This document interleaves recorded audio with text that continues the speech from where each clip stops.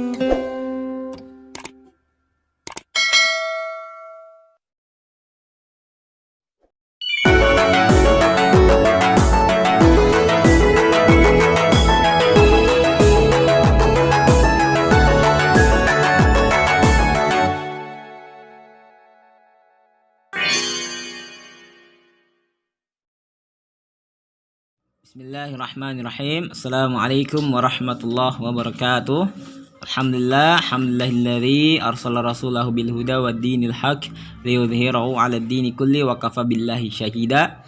Asyhadu an la ilaha illallah wahdahu la syarikalah wa asyhadu anna Muhammadan abduhu wa rasuluhu la nabiyya ba'dah. Alhamdulillah nasoleh solehah. Hari ini kita masih bisa melanjutkan pelajaran kita. Tentunya itu karena nikmat yang Allah berikan kepada kita. Maka dari itu marilah kita bersyukur kepada Allah Subhanahu wa taala dengan mengucapkan alhamdulillahi rabbil alamin. Baik, anak soleh soleha. Hari ini kita masih di tema 1 tentang indahnya kebersamaan.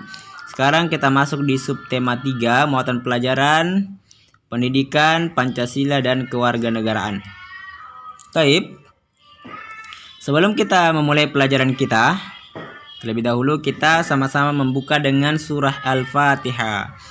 Surah Al-Fatihah dimulai. A'udzu billahi minasyaitonir rajim.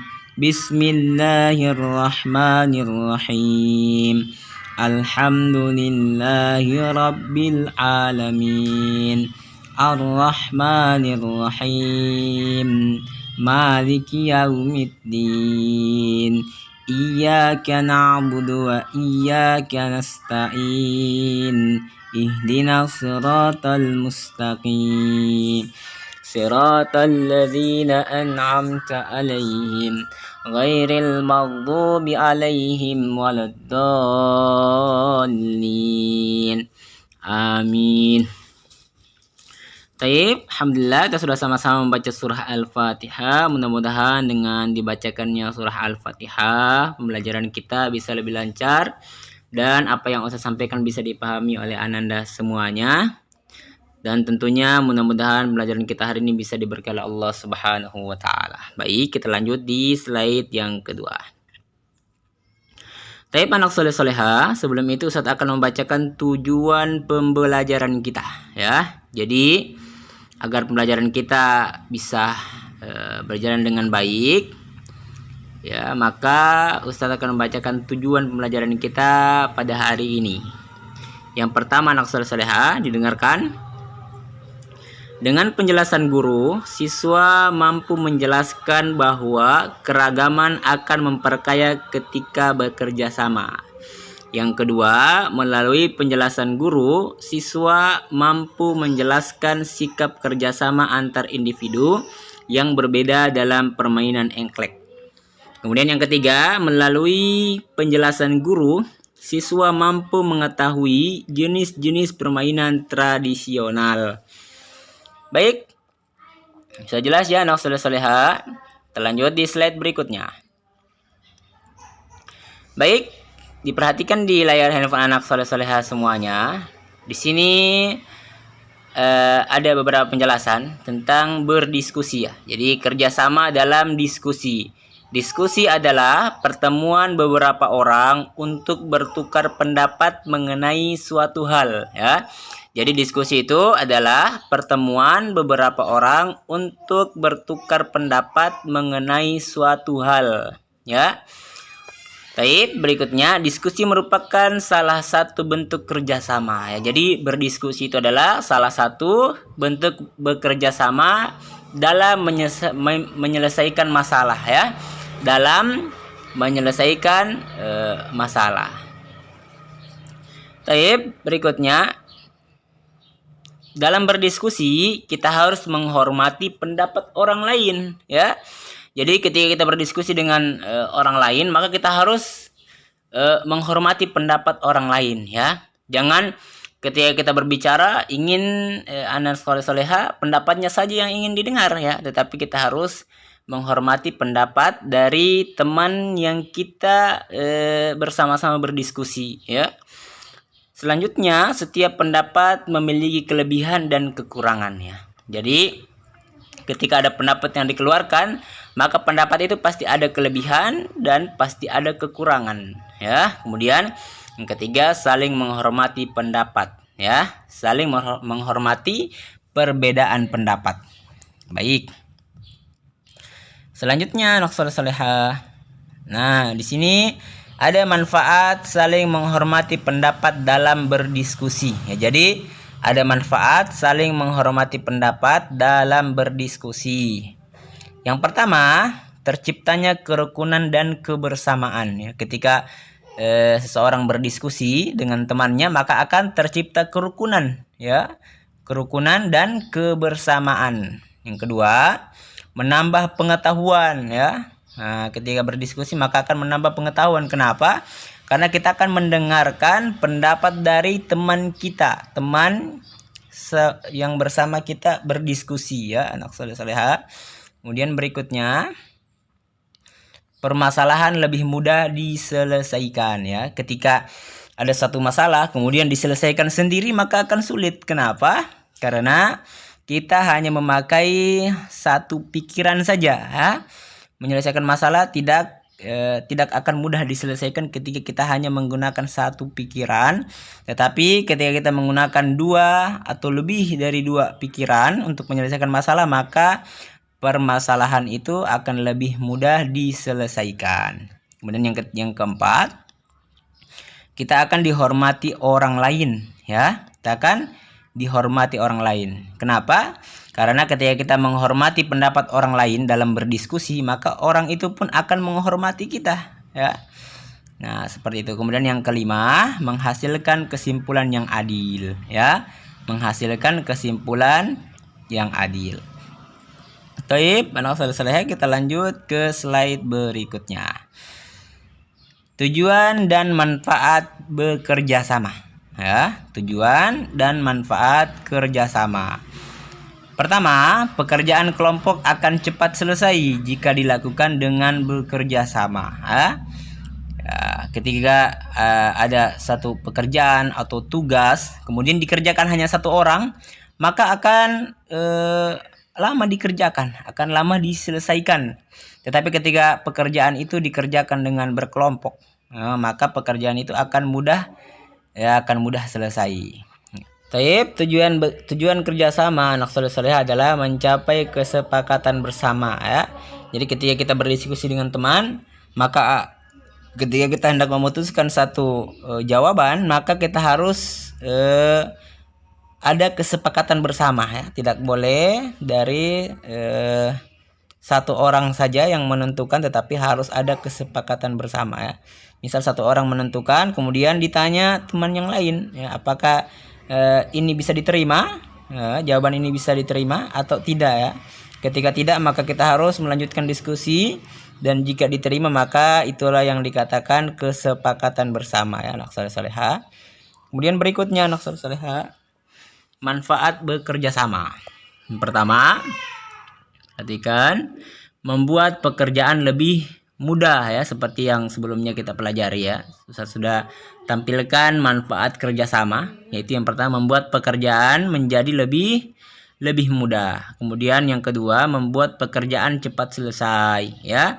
Kemudian menyelesaikan kesulitan bersama, ya. Jadi ketika ada kesulitan, tidak sendiri yang menyelesaikannya, tetapi bersama-sama memikirkan untuk menyelesaikan kesulitan yang ditemukan, ya. Kemudian yang keempat, meningkatkan persatuan dan kesatuan, ya. Jadi ketika kita bekerja sama, maka pasti akan meningkatkan persatuan kita dan juga kesatuan kita, ya. Kenapa? Karena kita bekerja sama. Baik, selanjutnya. Nah, anak saleh-salehah, di sini ada keragaman permainan tradisional di Indonesia. Jadi di Indonesia ada banyak sekali permainan tradisional. Ya, Indonesia itu kaya akan keragaman permainan tradisional. Ya, permainan tradisional ada yang dimainkan perorangan dan ada juga yang dimainkan berkelompok. Nah, kita lihat bersama. Yang pertama adalah permainan tradisional perorangan, yaitu engklek. Nah, engklek ini kalau di kampung Ustadz adalah main apa namanya ya ini? Kengkeng ya. Nah, ini engklek. Nah, ini permainan tradisional perorangan ya. Jadi satu orang bermain sendiri, kemudian ketika selesai maka digantikan dengan orang yang lain. Jadi ini permainan individu ya, perorangan. Berikutnya, di sini ada engkrang. Nah, engkrang itu menaiki satu bambu ya. Nah, menaiki satu bambu. Jadi ini permainan perorangan ya. Kemudian berikutnya, nah, berikutnya adalah gasing. Nah, ini juga permainan perorangan ya, anak soleh soleha. Nah, permainan gasing. Nah, pasti anak soleh soleha pernah melihat ya. Kalau ini di Ustadz dulu ini sering lihat ya, dari yang pertama ini. Nah, dari yang pertama ini Ustadz sering mainkan ya. Yang kedua ini sering juga Ustadz mainkan. Yang ketiga, nah ini juga sering Ustadz mainkan ya. Nah, berikutnya. Nah, sekarang layang-layang. Nah, ini adalah permainan perorangan juga ya, anak soleh soleha. Nah, permainan perorangan ya. Bermain layangan. Nah, berikutnya permainan tradisional berkelompok. Nah, seperti bentengan. Nah, bentengan itu terkadang ada satu pohon ya yang dijadikan benteng ya, dijaga ya.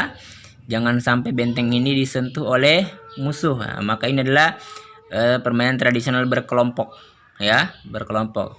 Menyelesaikan masalah dengan berkelompok ya.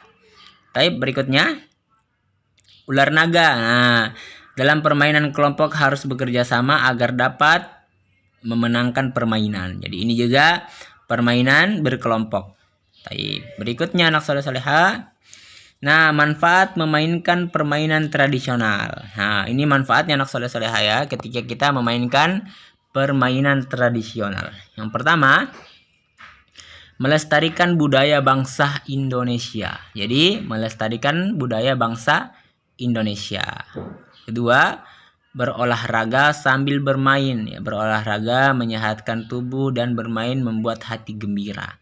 Ya, karena permainan tradisional itu pasti akan mengeluarkan keringat ya anak soleh soleha, karena ketika kita berlari-lari ya, seperti permainan berkelompok tadi ya, bentengan itu pasti berlari-lari itu, maka akan mengeluarkan keringat ya, berolahraga ya, menyehatkan tubuh. Nah, seperti itu.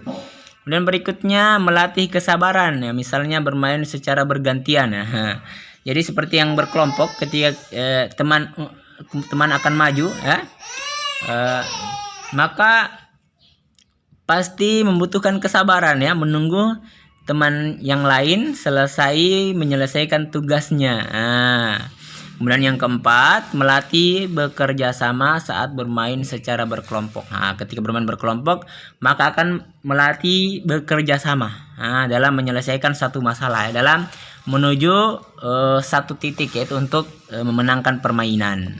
Dan yang kelima, bersikap sportif, yaitu lapang dada saat kalah bermain ya, tidak sombong saat menang dalam bermain, dan tidak bermain curang ya, dan tidak menjatuhkan temannya ketika dia kalah seperti itu. Ketika kelompok satu menang kemudian menjatuhkan kelompok kedua, kamu ini tidak tahu main ya, seperti itu dan seterusnya.